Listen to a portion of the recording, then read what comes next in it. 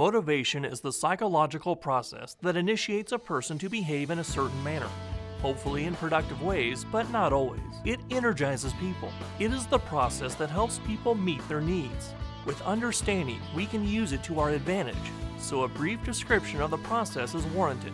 As a tangential issue, you will note that there isn't any provision for motivating others, only for providing opportunities for them to become motivated, to motivate themselves.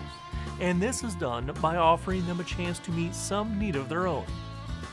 Motivation is a multi-step process that begins with needs: physical, emotional, and social. Abraham Maslow, a well-known psychologist, proposed in a 1943 paper that human needs are arranged in a pyramidal hierarchy of 5 classes of needs. Higher level needs depending on fulfillment of lower level needs as a prerequisite to their own fulfillment, labeling the 5 levels of needs from the most basic to the most complex: biological, safety, social belonging, achievement or recognition, and personal growth, previously termed self-actualization. There are probably many different ways of classifying and/or describing our needs, but Maslow's works, as well as any other, probably better than most. The process of motivation begins with needs. At the first stage, when a need is unmet, a person begins to experience a subtle sense of discomfort, at first below awareness, but the longer the need goes unmet, the more discomfort is experienced until it forces itself into conscious awareness. If the unmet need is lower on the hierarchy, it trumps unmet higher needs. For example, if a person's biological need for food is unmet, it will ultimately demand attention to the exclusion of needs for security or recognition. We will risk a great deal to avoid starvation.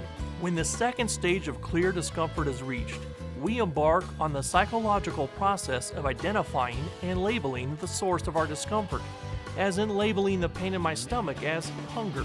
Once the feeling has been labeled, a person enters the third stage of exploring ways to alleviate the discomfort, thus satisfying the unmet need. A person typically identifies 2 or more ways of meeting a need. The fourth stage is to evaluate the list of alternative paths to satisfying the unmet need. That is, to filter the alternative actions through our various sets of values. Our understanding of this process is enhanced, of course, by understanding our values, and that was presented in the last discussion. The best or most preferred way of meeting the unmet need, the highest priority value, is typically selected, but if there are unreasonable or insurmountable obstacles present, then the next best is typically selected. The fifth and final stage is to finally act or behave in a way that will actually satisfy our unmet need. Some might refer to the entire process of activating behavior to meet a need as motivation.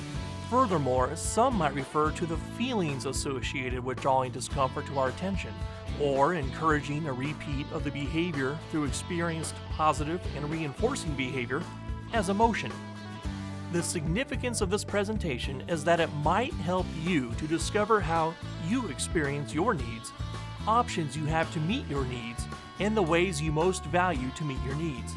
Don't let them just happen, but consciously select those that will best serve your mission in life.